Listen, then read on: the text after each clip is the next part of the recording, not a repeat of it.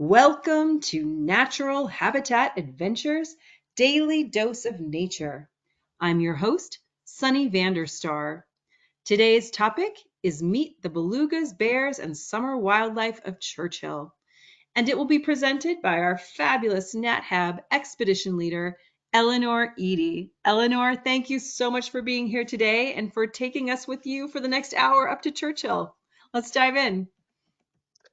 Oh, dive in. I see what you did there, Sunny. Thanks for that. And hi to everybody here. Um, Today we're going to be talking about our Churchill summer program, which is the Belugas, Bears, and Summer Wildlife of Churchill. Um, I'm sitting here in southern Manitoba right now at the opposite end of the province from Churchill, where it is very cold and dreary and rainy today. So I'm very happy to sit here and talk about and think about summer for a while. So like Sunny said, my name's Eleanor. I'm one of our Canadian ELs, and I've been working our Churchill summer program for quite a long time. So I'm really happy to be here to go over those program details, everything that you need to know in advance of attending or maybe thinking about signing up for the summer program. And I also want to make sure that I'm leaving time for questions at the end of the webinar because I know that there'll be questions about specifics. So with that, let's get started and welcome you to Churchill. If you've ever attended any of our other webinars about Churchill, perhaps you're more familiar with Churchill in regards to polar bears. Our polar bear trips generally run in like October and November, which is considered peak bear season, but we'll talk about kind of what you could expect for polar bears potentially in the summer.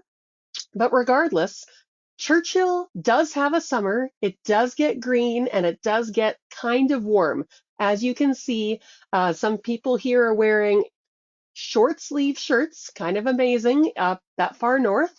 Churchill is a really special place. I'm always just over the moon the moment that plane door opens and I get a waft of Churchill air, especially in the summer because we're right next to Hudson Bay and you get the smell of the sea air and the kelp and the smell of the warm tundra. It's a beautiful place with a huge diversity of summer wildlife, including a lot of birds and wildflowers.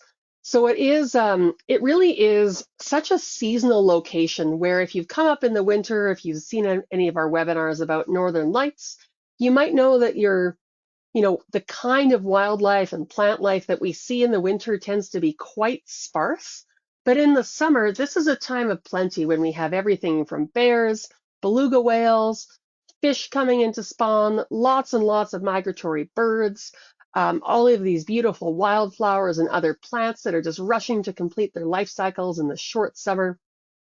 And if you look at this image here, I've used this image for webinars before because I think it gives you a great sense of what our bears tend to look like in the summer. Can you see the bear in this image here? It's up towards the top left, looks like a white rock.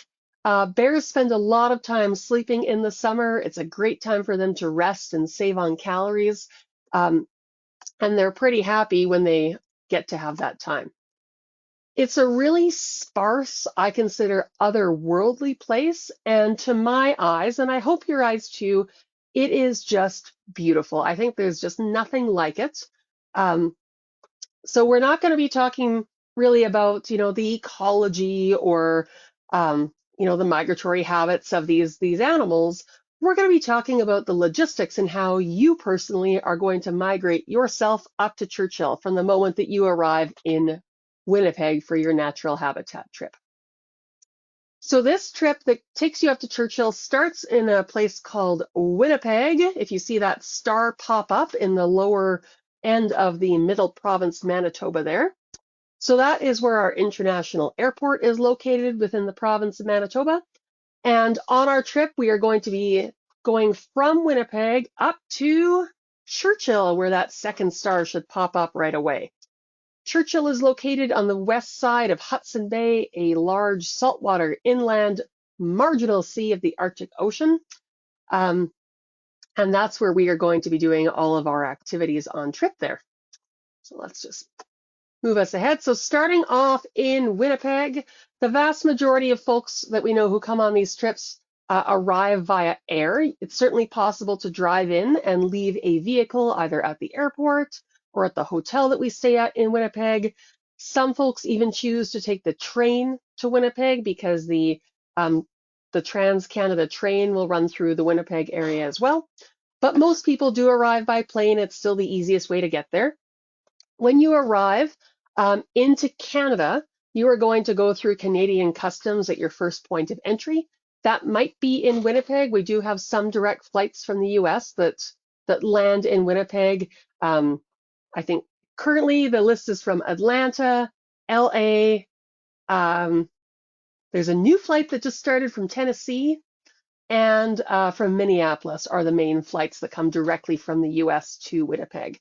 Otherwise, if you're connecting through Toronto or Montreal, Calgary or Vancouver, you would clear Canadian customs in that first airport that you land in there. Just in case there are any questions about kind of what the protocols are in Canada right now, there's no longer any like special COVID paperwork or anything like that at the border. It's just the regular border transiting and information. So you'll need your passport with you and information about your trip. You will still see that a lot of folks in Canada on planes and in the airports do still choose to mask, especially while traveling. But masking is completely at your discretion, both on, when it comes to feeling safe on trip. You're always welcome to mask up, and you're always welcome to mask up while traveling to Winnipeg as well. We are going to have somebody right at that Winnipeg airport to meet you and welcome you and transfer you to our hotel in Winnipeg. So you're going to arrive, if you're coming in from another Canadian airport, you are going to arrive on that top level there that you can see. If you look to the left-hand side of that image, there's an escalator that comes down, and then there's 3 baggage carousels, one of which will be labeled with the location and the flight number that you just arrived off of. And our folks there in Winnipeg are going to be tracking your flights. They will be aware of whether it's early or on time or late, and they will be there to meet you no matter what time you are getting in, right at that baggage carousel. If you are arriving internationally, so that would be from a US point of entry, like Minneapolis, you will go through customs in the Winnipeg airport. It's on the lower level of the airport. Just follow everybody else along. And then you're going to pop out in that same baggage carousel area. So if you can see baggage carousel 3 down at the end there, there's a door right beside it that goes to the International Arrivals Hall. So you will go through the customs in that arrival hall. You will pick up your bag in that customs hall and then come out into this baggage claim area for the domestic arrivals. And because we can't get in to the customs protected area, we'll just be there to meet you by that door to the international hall. If for some reason you can't find us, perhaps you had to run straight to the bathroom and you don't see one of us around, just between the baggage carousels and the exit from the airport, there's this really kind of wacky sculpture that hangs from the ceiling that's meant to be the bottom of an iceberg. You will have to walk around it to get to the door. We will be looking for you in that area there around that iceberg sculpture if for whatever reason we have missed you at the baggage claim carousels. So they're both very close together. You're not going to miss us. We're not going to miss you. When you get your welcome package from NatHab, one of the things that you're going to be getting are baggage tags to put onto your checked baggage as well as your backpacks. And we're going to be wearing our logos, and we're going to be watching for your logos on that baggage as well. So we will meet up there and get you to the hotel that we're going to be staying at in Winnipeg. So that transfer from the Winnipeg airport to our hotel is only about 20 minutes or so. It takes you from the airport all the way into downtown Winnipeg. Always subject to construction that may be happening in the summer months, of course. Summer is when we get all of our road construction done. But this is the Fort Garry Hotel right in downtown Winnipeg. You'll be welcomed both by Natural Habitat staff there as well as the Fort Garry Hotel staff who will get you ready for your adventure and get you settled into your room. So it's, like I said, located right in downtown Winnipeg. It's close to many amenities, walking trails, shopping. fingers crossed, baggage almost always arrives with you. If there happens to be any baggage issues, there is an outdoor store similar to REI located within walking distance of the Hotel Fort Garry. So worst case scenario, there's always somewhere close by you can pop to pick up an extra layer or something like that. Or even if you just decide that you need more clothing. It is a beautiful hotel. It's super classy. It's a former transcontinental railway hotel, similar to the Banff Springs or the Chateau Frontenac in Quebec. And you will check in here, receive your key cards. It's nice and fast, easy check-in process.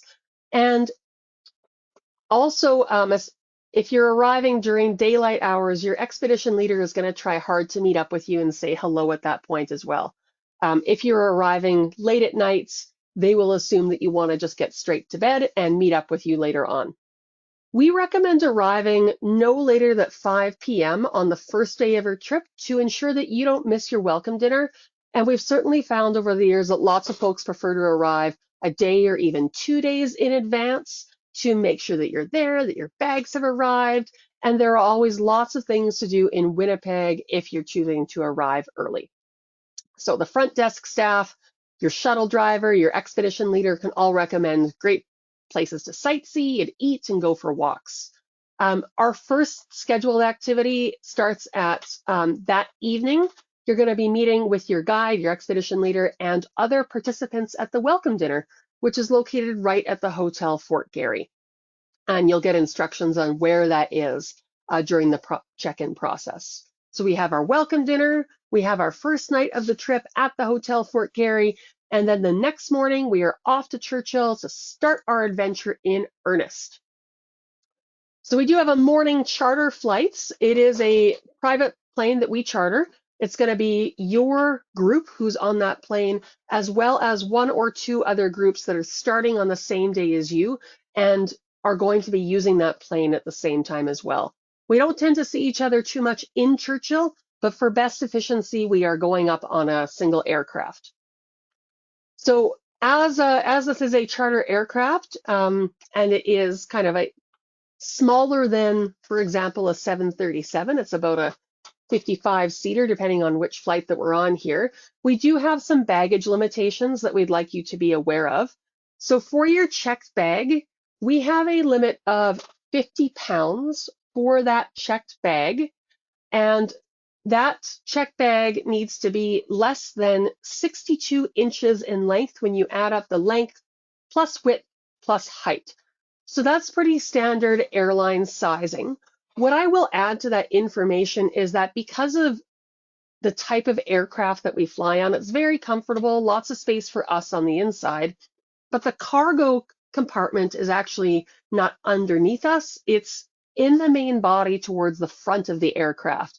And because it's basically in the same space as the humans are, the baggage gets stacked up more than it would if it was underneath that aircraft.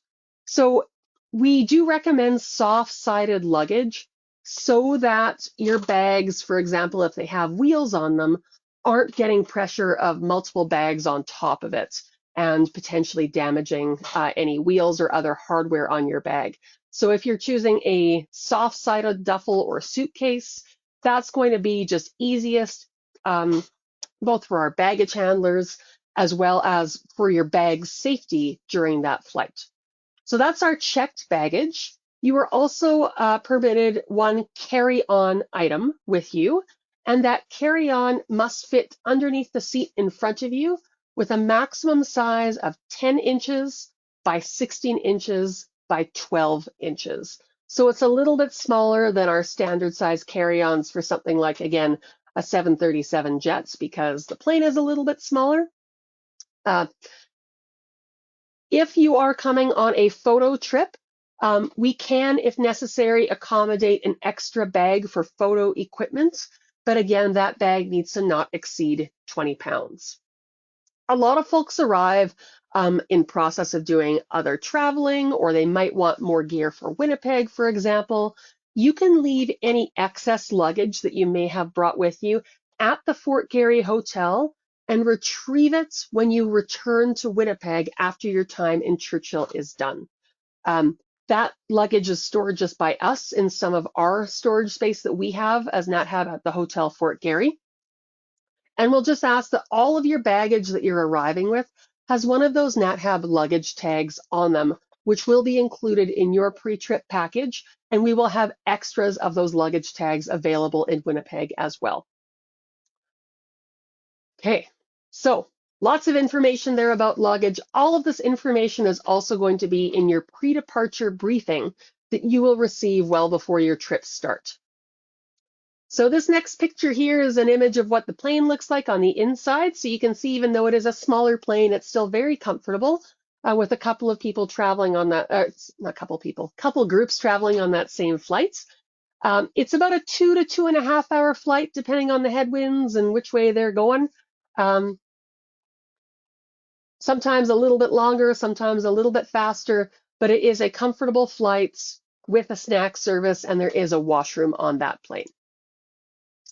And before you know it, you are going to be seeing the landscape of Churchill as you come in on your final approach to the Churchill Airport.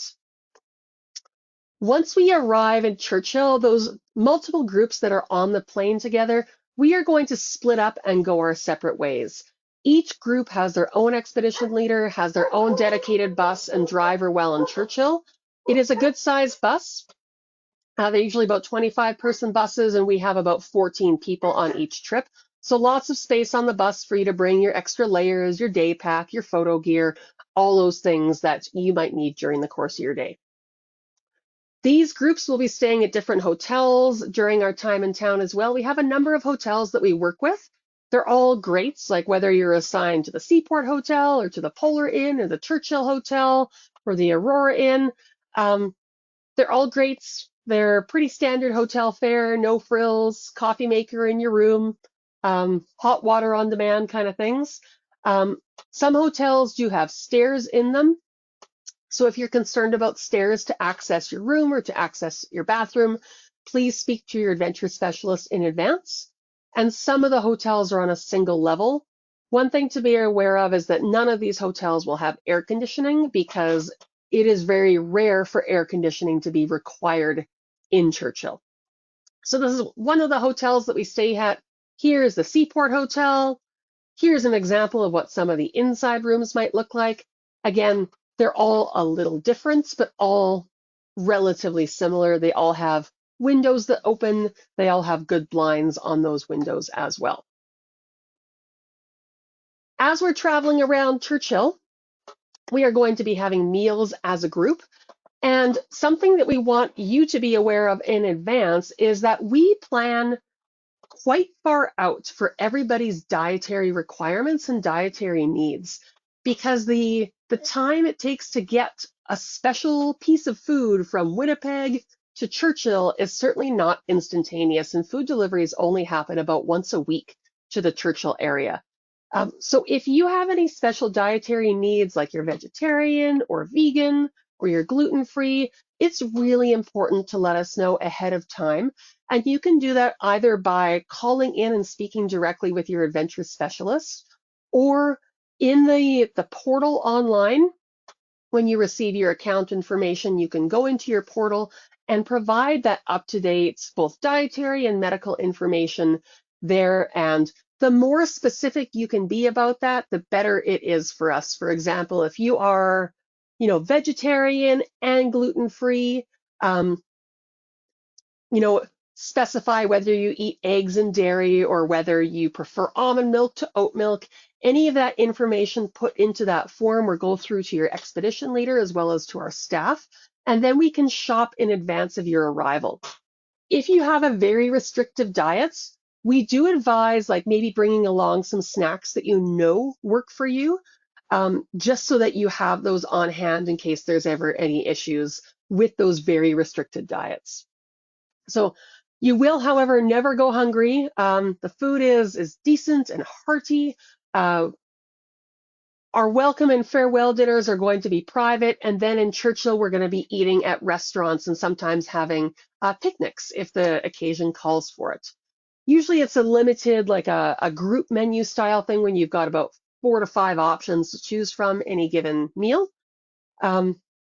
And again, all of this can be affected by the weather for planes flying food in, and then the train schedules, and sometimes the entirety of town may just run out of an ingredient. So if that's an ingredient that's very important to you, we want to be shopping for that in advance. So do update any of your dietary information with us, please. Now, in terms of what you're going to be wanting to wear and bring with you to Churchill, I have 3 words for you, and those words are layers, layers, and what was the third one again? Oh yeah, layers. So we just run into so many potential weather systems while we're in Churchill in the summer, and the weather that you have in the morning could be different than what you have in the afternoon, which could be different from what you have in the evening. Like I said, I've been working in Churchill a long time, and the only times I have regretted what I have packed is when I have looked at my bag and said, I don't need that. That weather forecast is cold this week. And then you know what? The forecast changes and it's really hot. And same thing if I look at the forecast and it looks really hot, so I take out my extra layer, guess what? I decide that I need that later on too. So when you see your packing list, you're going to say, wow, that's a lot of things that you were asking me to bring. We are working under the assumption that you might need all of this. You may go home not having touched an extra jacket. You may go home not having touched your rain pants. And if that is your experience and it's been nothing but beautiful warm weather, you have been very lucky, and we're so glad that you had this beautiful warm weather on your trip. But if you don't bring that jacket, those waterproof pants, extra pair of shoes, you may be a very unhappy duckling sitting in a very cold boat some days. So what you're seeing me wear in that picture with a brimmed hat, an extra hat on top to keep my ears warm, some kind of shell layer with a neck scarf around, I would say this is like my typical summer working outfit here. It allows me, I probably have an extra like layer of some kind underneath that too, perhaps like a vest. So a waterproof jacket and waterproof pants, not just water resistance, but waterproof jacket, waterproof pants, very, very important.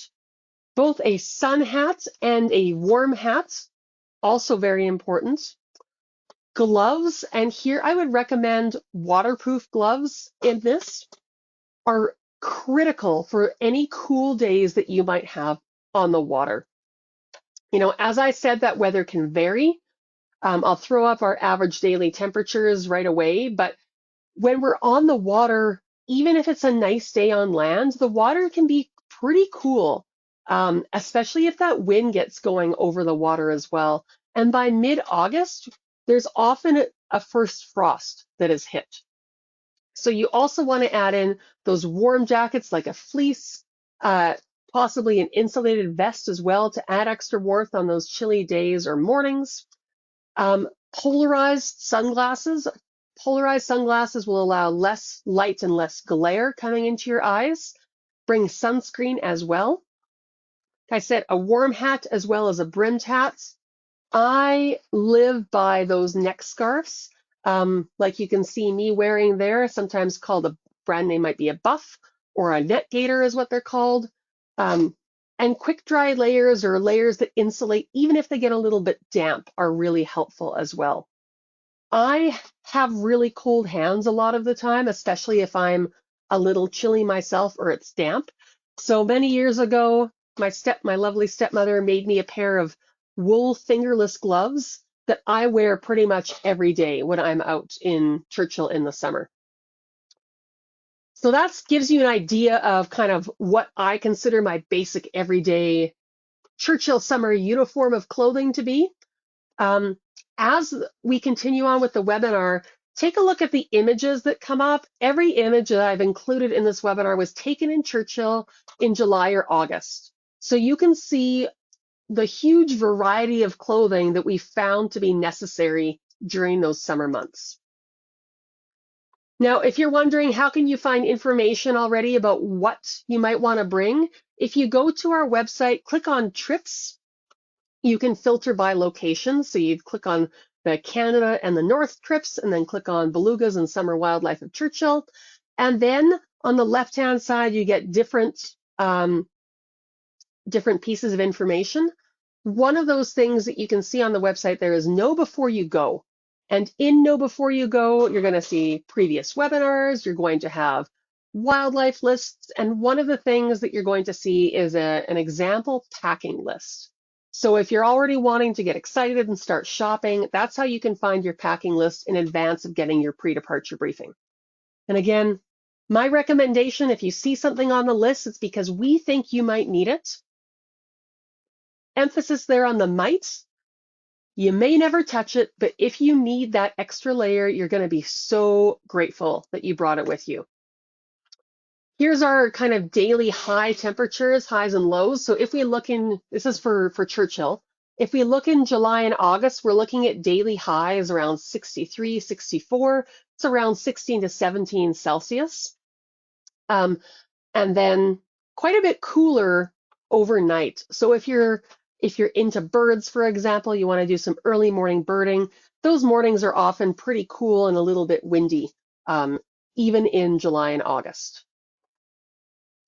In terms of what else I would consider critical things to bring with you, definitely bring a pair of binoculars.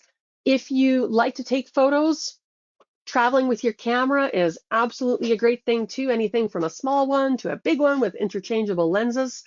First thing around binoculars, you can find information on our website about kind of the different numbers around what kind of binoculars we recommend, but it comes down to like, if you have a pair of those very small opera glasses style binoculars, consider allocating some of your weight to a good pair of binoculars, because we may see a bear from a distance. We may see caribou from a distance. We might even see whales from a distance.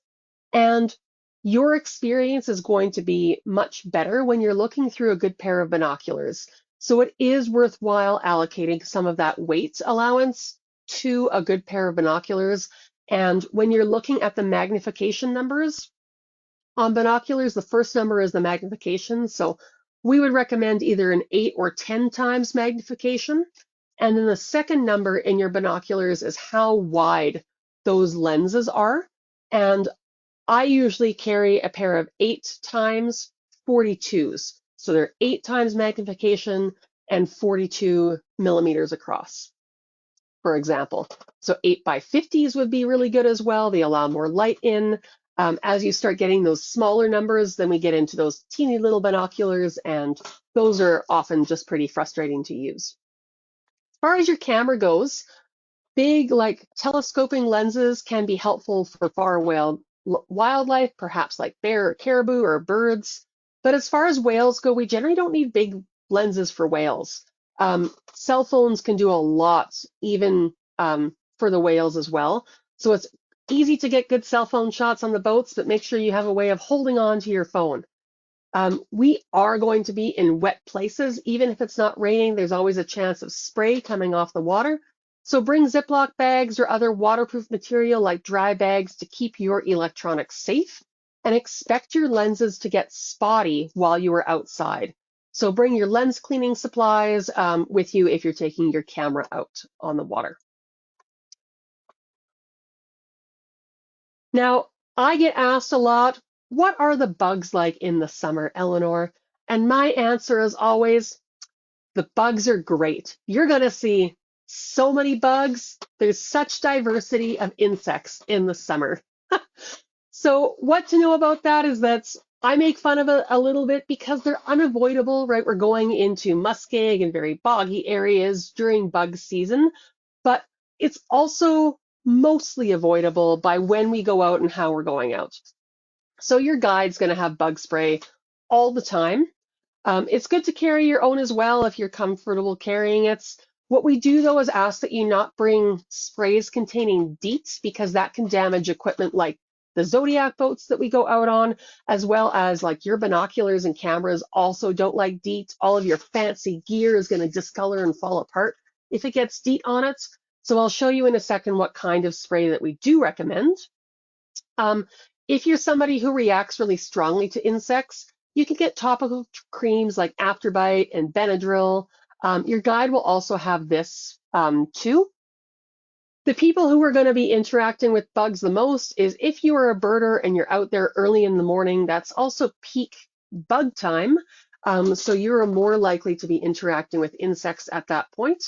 On the boats and when we're out close to the water, there's generally a nice breeze coming at us. So we tend not to get a whole lot of bugs when we're on the water.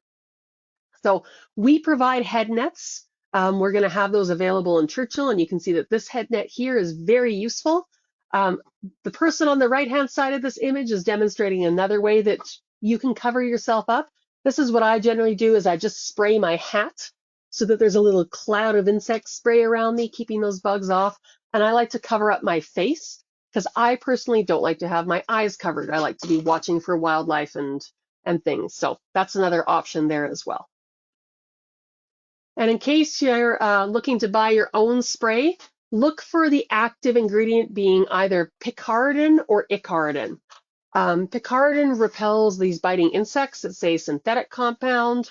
It does not harm synthetic materials. It doesn't harm rubber, so it's safe to use on your nice gear and on those Zodiacs. Sometimes people come with lemon verbena or citronella. If you find that to be useful, you can certainly bring that. We don't carry that as guides. We stick with the picaridin because we found it to be by far the most successful spray that you can carry with you for the insects that we have. And it's not just you who's going to be affected by the bugs as well. If you look at these bears, Mama Bear is brushing bugs off her face right there.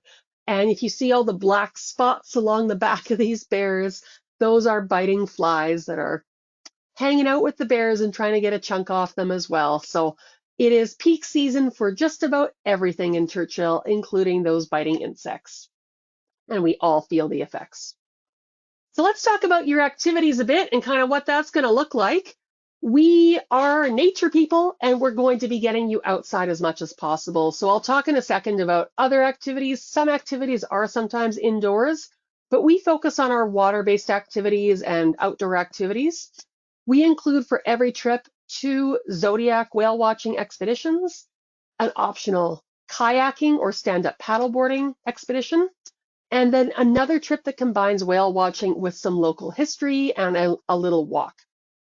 Now, because we're out on the water, we are always at the mercy of the weather. Your guide will keep you updated if there's any concerns around unsafe weather conditions.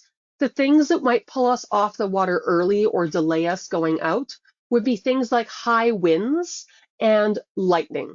So those kinds of events may force us to reschedule. We build flexibility into our schedules for this. Anything other than high winds and lightning, we are out there. So even if it's cold and wet, we're out there on the water as well. And that's why it's so important to bring that gear. So that's an example of a last year we went out. It was cold and rainy. We went out for the whole time. Sometimes we're in t-shirts. Sometimes we're wearing every piece of clothing we brought with us. Those red ponchos that you can see are loaners from the water company that we partner with, Sea North Tours. So they have a number of ponchos that are available for loan should there be a need to borrow some extra equipment. But they don't keep those on the boats. Those are only given out on request. So you can keep that in mind as an option as well. It's just amazing out there. I don't even have words to tell you how amazing it is. Summer is just my favorite time of year, and it's nothing but happiness and whales as we are in Churchill and on the water. So we go out in our groups of around 14 people. We'll go out in 2 separate Zodiacs. So there's lots of room both for us and for our things. If you've taken Zodiac rides before, you'll probably know that Zodiacs come in different sizes and configurations. The ones that we're going to be riding on, we sit when the boat is moving right on that rigid bulkhead around the edge. And then if the boat's just kind of trolling or sitting in the water, you can get up and move around and turn yourself as needed. Well, we do a lot of our photography on top of the water. It is permitted to use GoPros or other underwater cameras. If you're choosing to use a GoPro, there's a few things we'd like you to know. One is that you will need a very long stick. If you have the little stick that maybe came with your GoPro, a little 12-incher or something, that is not going to get your GoPro into the water and deep enough. You want to purchase one of those telescoping 6-foot GoPro sticks to get your GoPro underneath that water. We just also want to keep in mind that there's other folks on the boat, other folks who may or may not have GoPros. So we want to make sure that we are not hassling any wildlife, that we are allowing other people to rotate into those good spots if multiple people are using a GoPro and want to get that underwater footage, and that we're following directions both of the guide and of the boat operator for safety and consideration of other folks on that boat. So it's certainly allowed, and then as we go out there and we're having fun, just follow instructions and listen to the boat operator as needed. So this is how we're loading onto the Zodiacs. We are going to be walking out onto these floating docks that are a little bit bouncy in the water here, and then you hold on to your guide, you hold on to your boat captain there, and you're going to be assisted into the Zodiac and then sit down on the side facing in. There are ropes along the side there if you need to hold on for more balance. And it is a relatively comfortable ride. If you do have back problems, we usually suggest that you go towards the back. Otherwise, you can sit yourself towards the front and get a great view out the front. But there are no bad seats on a Zodiac because you can always just stand up and twist yourself around. Anytime that we're on a boat, we're going to be wearing these life jackets here. They are fairly bulky. They are mandated for safety reasons. They do add a little bit of warmth on a cold day as well. The water in this area is generally pretty calm. It's very unusual for people to have any seasickness issues on these Zodiacs because we're not talking big swells. If there's any unsteady water, it tends to be small chop, which usually isn't too bad for folks who may have issues with motion sickness. If you are concerned around that, you can speak to your expedition leader and definitely bring any medication with you that you think might be needed for that. For our kayaking activity, we're going to be walking down at low tide onto this beach here. This activity here is one of the reasons that we suggest bringing at least one pair of waterproof shoes. You don't need to walk right into the water, but you do walk on these tidal flat areas where it is pretty mucky. And then you're going to sit down in your kayak while you're still on land, and your guide is going to push you out into the water. In most cases, we don't use a kayak skirt unless you really want them. And paddling vests are provided for this time as well. Now, with all of these water activities, I've been talking about like all of the layers that are required. We will always give you time and a heads up before, after, and after all of these activities to gear up and gear down and get yourself into those clothes and then back into dry clothes when it's all done. When we're out there in kayaks, we're going to have Zodiacs close to us for support at all times. So in the event that you feel unsafe or that you get tired or you just want to get out of your kayak, we always have a motorized boat around to help out with that. However, it is really designed to be for all activity and ability levels. We take lots of folks out for their very first kayaking expedition. We're not going far necessarily. We're just going to go hang out with some whales and have a good time. Both single kayaks are available as well as double kayaks. You can let your guide know at your welcome dinner if you have a strong preference either for a single or a double. We laugh sometimes and we say that sometimes married couples do better with different people in their double kayaks, but it's certainly possible for people to have a successful kayaking expedition with their partner as well. So it's just kind of how you feel most comfortable and how you can best support each other. It's perfectly okay to find a new person to go kayaking with as well. If you are interested in trying stand-up paddleboarding with beluga whales instead of kayaking, that is also an option. If that is something that you are potentially interested in, this would be an activity to bring a bathing suit for because you will need to wear a wetsuit, and underneath that wetsuit, you'll need to bring your own bathing suit. The wetsuits are provided, lots of sizes are available. And as you can see behind those suppers, there's a safety zodiac designated for those folks as well. It is a little more fitness heavy than a kayak because you're always needing to paddle. If you fall off as often as I do, you need to pull yourself back up onto the board, but it's a pretty neat experience.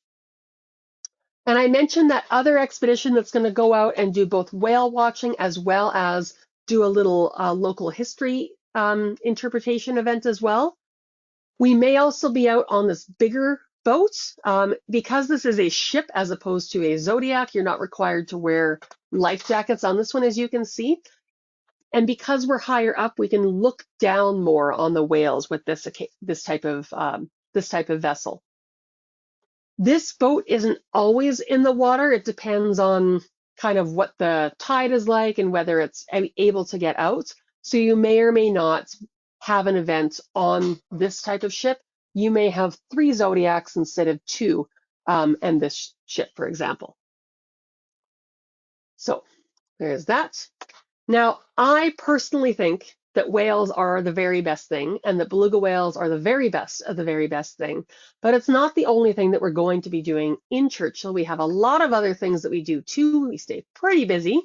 One of those is meeting other local wildlife, including these beautiful sled dogs. We visit a local kennel to learn about the history of sled dogs, how mushing works, why somebody would choose to have 40 or more dogs, and if weather permits and it's not too hot for the dogs, we may go out on a little ride with the dogs as well. It's often a highlight for a lot of folks getting to meet these dogs and hear about a different way of life and why this would be something that people enjoy and do. We also get some time on this machine here, which is called a Polar Rover. We go out for about 4 hours. We have a barbecue out there, and here we're exploring the tundra and looking for any wildlife that we can see. If you've come up for our polar bear tours, this is the same type of machine that we go out on, but here we're going out to see anything that we can see at this time of year. So these machines are also large and comfortable seating. There is a washroom on board as well.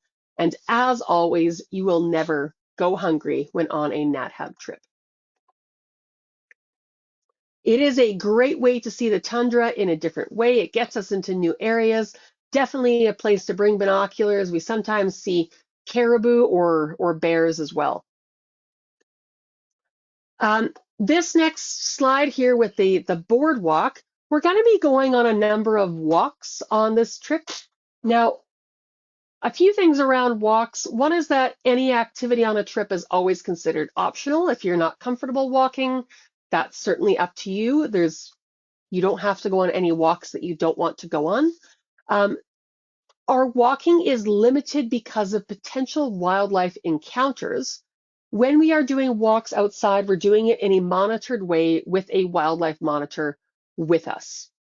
Churchill does not have a large trail network, so you can expect walks to be along established boardwalks like this, but also along old roads, beaches, rocks, the tundra, rail beds, and some limited number of trails.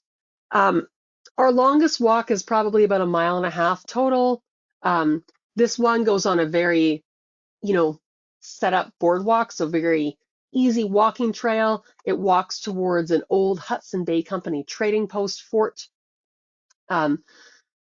It's a beautiful place, and we'll learn more about the history here. So there's so much history in the Churchill area, both as regards, Indigenous occupation of the area, the history of all the folks who still live there, as well as the history of Canada and how it's been shaped by a lot of events that have happened in the Churchill area.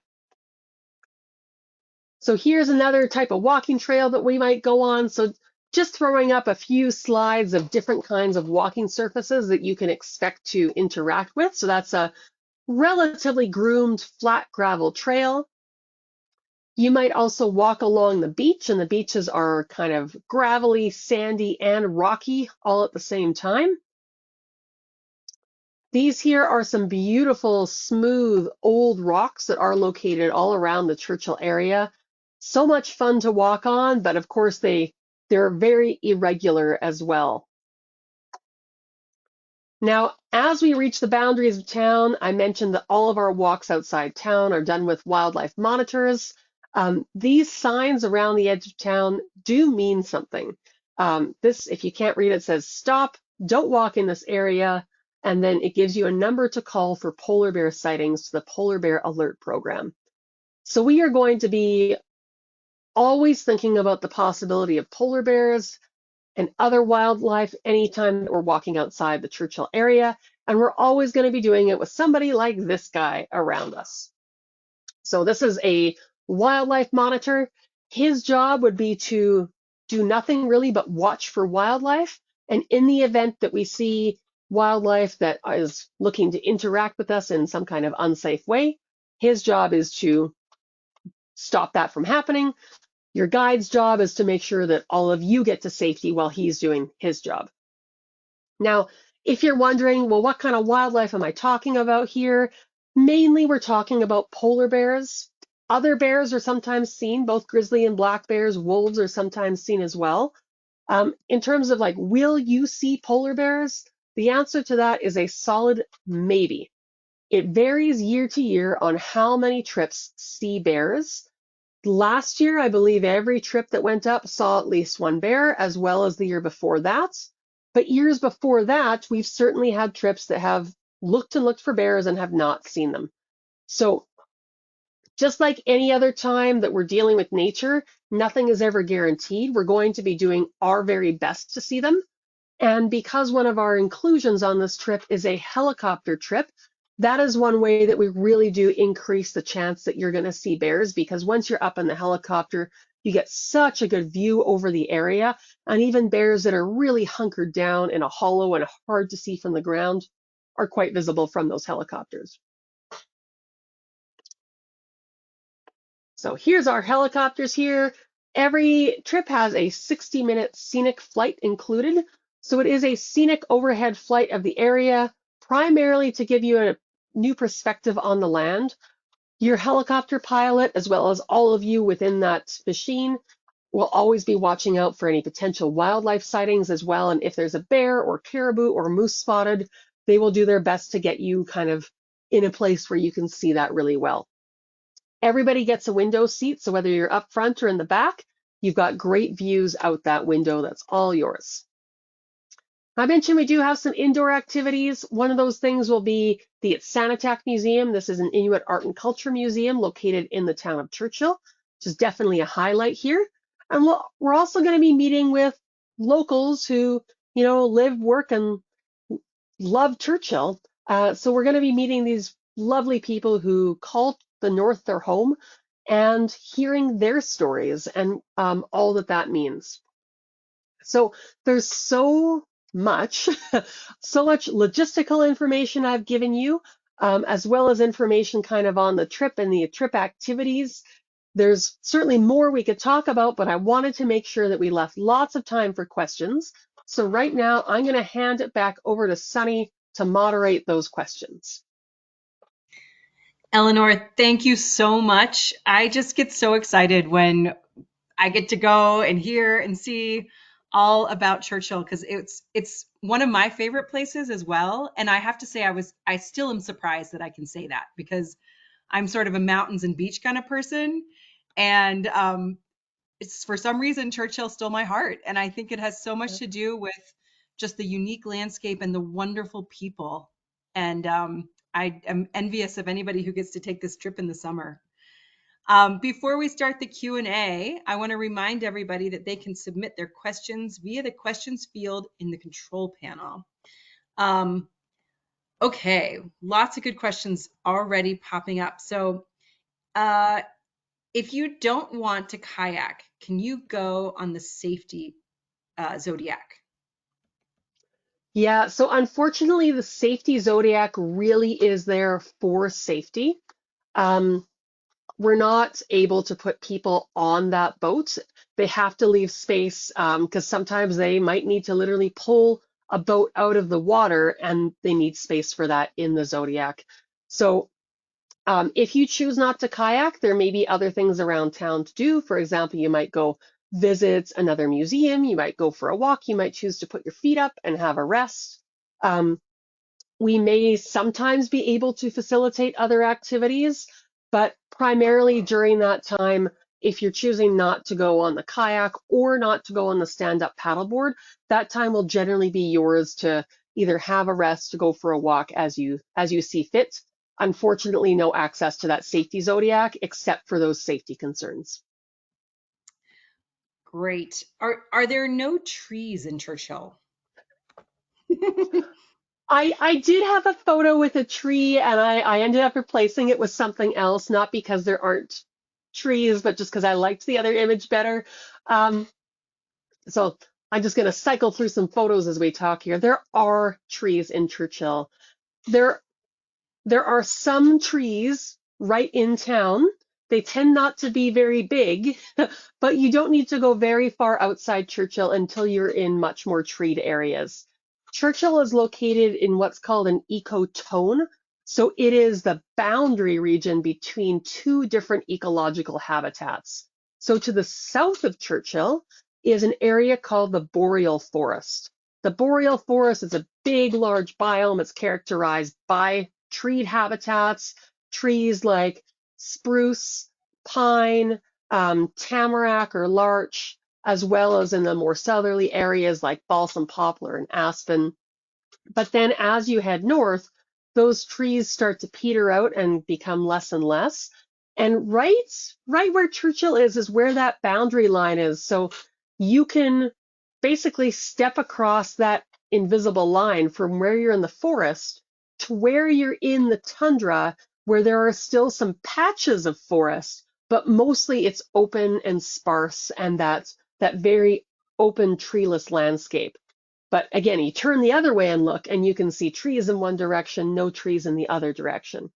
What's really cool about this, as far as like um, wildlife viewing goes, is that we get animals as well as plants from both of those habitats, the tundra and the forest. So this is why we have animals like the polar bear, as well as the grizzly bear, as well as the black bear. We have the Arctic fox, as well as the red fox. We have the Arctic hare, as well as the snowshoe hare. We have the birds that breed in those tree areas in the summer, and then we have the tundra breeding birds as well. So it's just, if you've ever seen Churchill in the winter, Churchill in the summer is just nothing like that. It is green, it is full of life, until it all starts to disappear again in the fall. So that life does include trees. Mm, sounds incredible. What is the required skill for kayaking? Can you talk a little bit more about that? And does someone need to know how to swim? Yeah, of course. So as I mentioned, we really do take people of any ability level. What would be the limiting factor for anybody regarding kayaking is actually more about um, general mobility. So when you're sitting in the kayak, as well as getting into and out of the kayak, you need to be able to sit for a long period of time in mostly like a straight up fashion, right? There is back support behind you, but it's not like an office chair or anything like that. So you've got to be comfortable being in that upright seated position. And getting into that position does require that hip and knee mobility to get your legs into the kayak. Um, if you want to think about doing exercises in advance of kayaking, things that will work on like your general core strength will help make you comfortable, as well as general mobility exercises for your knees and hips. As far as strength, like how strong do you need to be to paddle?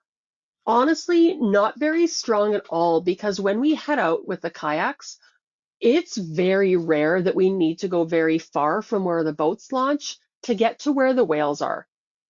Um, if you are like really strong in the upper body and you want to go really fast in your kayak, you can do that, and that's really fun. And sometimes whales like to like chase you as you're going fast, and they might come up and bump you. Um, but you can just kind of like sit there and drift along as long as you can paddle yourself a little bit. That's really all that's needed. Regardless of whether you have kayaking experience, all of us are going to get about a 15 minutes crash course in how to hold your paddle, how your paddle moves, how to be safe in the kayak. Um, and that's just a good reminder for all of us as we think about getting into that kayak. In terms of whether you have to be able to swim, no, you do not need to be able to swim to go in the kayak. You will have a safety vest on. What I would say for your own like happiness in a kayak is that you have to be okay with the concept that you are in a boat, you might get wet, and you may even fall into the water. So some folks who don't swim simply are not comfortable with that concept. Like even though you've got a vest on, even though if your kayak rolls over, you're going to be out of your kayak, half a second later, bobbing in the water. Um, if you are not personally comfortable being in the water, not being able to touch the ground, you will likely not be comfortable in a kayak. Um, have I ever had somebody flip their boat? No, but it has happened, and I'm fully believe it's going to happen again at least one time this summer because it just always does. So all of that I hope helps in terms of what kind of skill level you need, how much strength you need, and what is actually required, being more about mobility and like psychological comfort with water than any actual skill with the water or strength in your arms. Great answer. Thank you for clarifying. How can a guest get underwater shots without a GoPro and selfie stick? Would you recommend renting an underwater camera? Yeah, so I have what I've seen people do, and keep in mind I haven't tried this myself, but I've seen it be successful, is getting a waterproof case for your cell phone, turning the video on your cell phone, making sure that that case is attached to a lanyard, and then just like dipping your cell phone down into the water while you hold on to the lanyard of that waterproof case. I've seen that come up with successful shots of underwater belugas. I will say that you can often get great shots of overwater belugas too, but if you're looking for that underwater shot without a GoPro, that's one way of doing it.